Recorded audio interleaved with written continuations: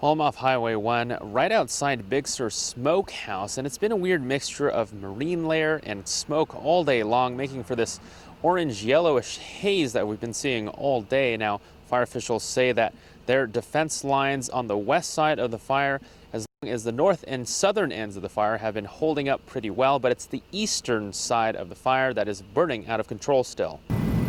Explosive growth. The Dolan fire, now over 90,000 acres and counting, with new evacuation orders today displacing even more homeowners in the mountains. Residents as far as Greenfield placed under evacuation warnings. I saw the commotion. I was going up here, and I won't be able to go up to Arroyo Seco like I normally do. So.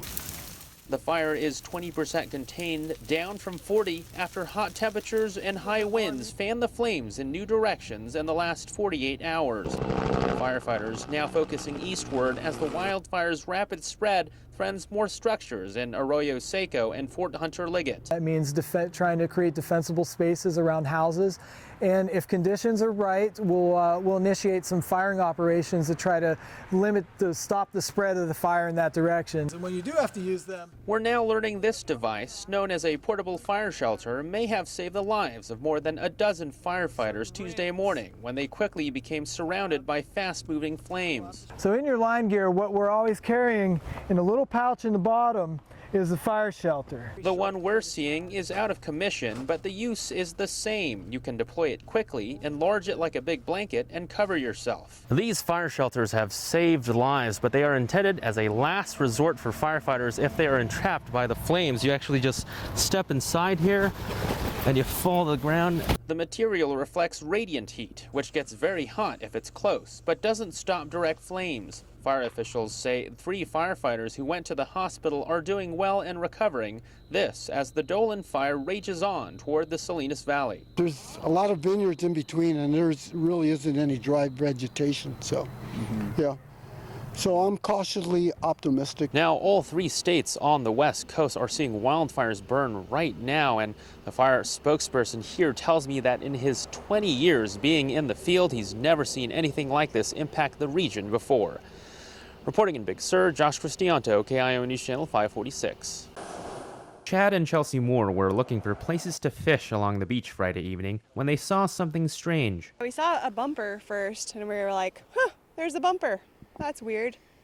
And then came around another bend and saw the car. It was a 2011 white Jeep Patriot. They didn't realize it was the car search and rescue teams have been looking for days. The Jeep belonged to missing Oregon woman Angela Hernandez, missing for a week, now found alive, telling authorities she swerved off the road to avoid hitting a rabbit, setting herself off the edge of the cliff and down to the rocky bottom. It looked like there wouldn't have been any survivors. Like the car was, you saw it, like pretty bad. And there weren't any signs of people or blood or anything. The Moores started collecting items from the Jeep, including the license plate, in hopes of giving it to law enforcement. The couple tells me after they found the Jeep at the bottom of this cliffside here, they walked back to their campsite about a mile or 2 from here along the beach. That's when they found Hernandez. We turned around and Angela was right there in the rocks, just looked like hell, and but she was happy at the same time. She was really happy to see us. At that point, we just kind of like panicked with adrenaline, like, oh my God, you were in that car we just saw, and you're alive, and you must need help. They tell me Hernandez seemed okay and responsive, and they got help right after. Chelsea brought back food and blankets as they waited for rescuers to arrive. These photos show Hernandez being pulled up safely from the beach at some time after 8 o'clock Friday night. Rescuers say she appears to have suffered a concussion. The Moores say it was just good timing that led them to Hernandez, and it's a miracle she survived. Can't believe you're alive, Angela. If you're listening to this, you're a hero. That's unreal. Like, you made it. Total legend. She's here for a reason, and we were there for a reason, and we're so glad she's okay. Reporting south of Big Sur along Highway 1, Josh Kristianto, KION News Channel 546.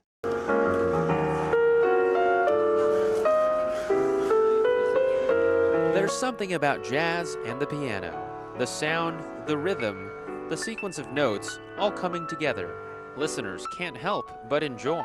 It kind of gives me the positive feeling, attitude, Like there are many things happening in the life, but when I listen to the melodious music, especially the high tones, and then very fast playing, I feel very good. Thelonious Monk, the famed American jazz pianist, said the piano doesn't have any wrong notes, and that's what draws people to jazz. I was just listening on the headphones to Miles Davis' So What, and I felt like all of a sudden I was transported from the world that I live in to something like extremely ephemeral and exciting. This year at the Monterey Jazz Festival, there's a special focus on female artists. And in a traditionally male-dominated genre, it's a chance to get women in the spotlight. A lot of genres in music have been male-dominated over the years, but what I think about jazz is inherently it is a very democratic music. And I think that women are making some incredible contributions to the art form now, and we're doing our best to get their voices out there. And I love that we've got more women here this year.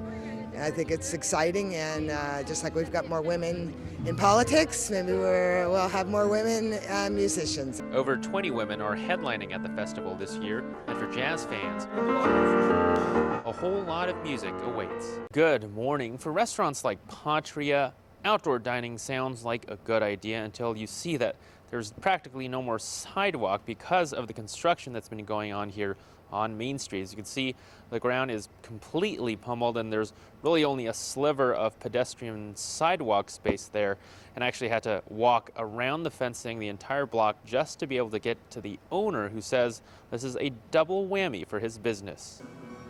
This is Thursday night.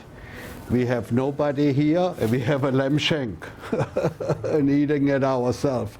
So the once bustling rustic interior of Patria in Salinas now sits empty and quiet. What little outdoor tables there are, harder to put out more because there's just no room. we have a 6,000 square foot restaurant, a full bar, and we have these two little Mickey Mouse tables here. That is what it is.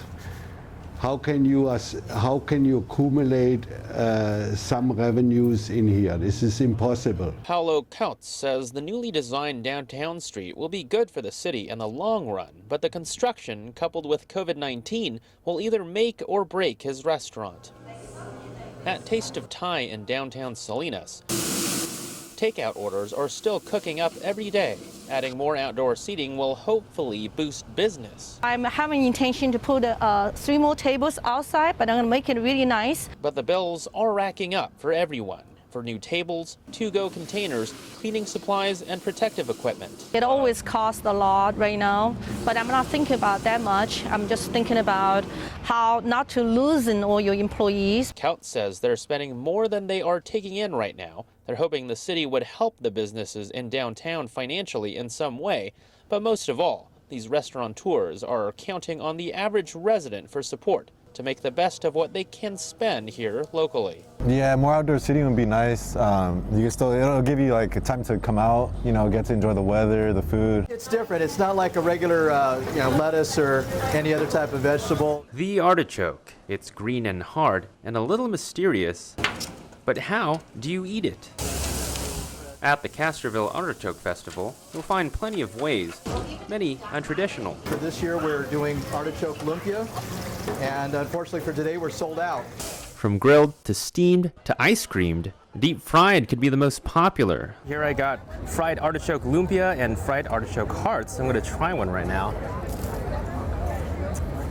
Oh yeah, that hits the spot. Castroville calls itself the artichoke capital of the world, producing an average 33,000 cases a week, sent all over North America. The cool and foggy Monterey Bay makes Castroville a perfect place to grow the versatile vegetable, taking between 100 to 200 days. Showing people how to eat the artichoke, showing them why it's important to our community. And the more people we can get to put an artichoke in their pot to boil, in their Instant Pot to steam, the better for us as far as a community and an industry. Diana McLean says she expects about 7,000 people to show up, some making the long drive. It's about a 5-hour drive, so I said, well, that would be a good day trip. So here we are, 5 hours, left at 5 a.m. to be here at 10 when this opened. Well worth the drive. Reporting at the Monterey County Fairgrounds, Josh Kristianto, KION News Channel 546.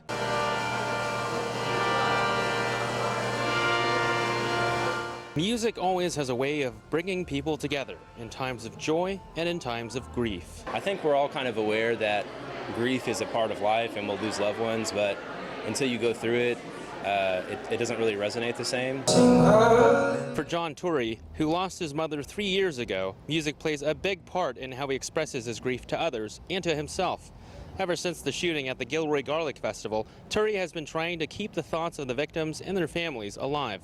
This benefit concert at the Bearded Bean in Old Town Salinas aims to do just that. Just because we may not be impacted by it anymore, there are still people who have lost loved ones. 3 people passed, and they're still hurting every day. A portion of the money raised, Turi says, from coffee sales to concert tickets is going directly to the families of the victims. The people who came gathered for a moment of silence and candlelight. The names of the victims, Stephen Romero, Trevor Irby, and Kayla Salazar, were read aloud. The fact that it happened so close definitely made me feel more vested in it, and I think it's important to read the details about that, and just hearing how young the victims were, it really hit home. Reminding the community, hey, I know that we're hurting, we can still have togetherness like this. And so music is a very universal thing. Everyone can connect with the song. And for the music that's played, bringing people together over a lost loved one or a tragedy affecting an entire community just goes to show that grief can be overcome but never forgotten. Well, I'm here at the CAL FIRE base camp at Toro Park, where smoke has already enveloped most of the area surrounding the mountain, including on Lucy Lane, where most of the residents have already evacuated, all except one. All is calm here in the Lucy Lane neighborhood off San Venancio Road. It's quiet, with a thick haze of smoke blanketing the hills. Gary Pybus has lived here since 1984, and he isn't ready to leave just yet. Last night about 10 o'clock, the sheriff's department came up and said, it's time to go. It's a mandatory evacuation. And I said, I really don't want to go. We think it's under control for the area we live in. And he said, we have to sign this. So I signed something and he left. But that doesn't mean Pybus isn't ready to go if push comes to shove. He's already packed things with his wife the last few days, and he's got more in his trunk. We kind of expected it. I mean, it's moving around, so it is what it is. You just deal with it. Be ready, set, go. We try to promote that all year long, readyforwildfire.org. And you can go on there, you can see tips on if you need to evacuate, what you can do to harden your home, and if you need to go. CAL FIRE has been busy in the major neighborhoods at the base of the fire south of Salinas, like Las Palmas and Indian Springs Ranch, where hundreds live. Most residents have already evacuated, but some lingered to watch the action. Right now you can see these CAL firefighter crews doing a controlled burn along that hillside to prevent the fire from getting any closer to these houses right here. Firefighters hope these kinds of efforts will pay off in the long run as the Carmel and River fires inch closer together. For Pybus, it's helpful to have a solid plan B. Yeah, go over to Santa Cruz to their house. Oh, cool, okay. Is there anything? I don't want to do that, but it could happen. And as always, we have the latest information on evacuations on our website, KION546.com, including where officials are holding relief centers for evacuees if they need shelter. Reporting in Toro Park, Josh Kristianto, KION News Channel 546.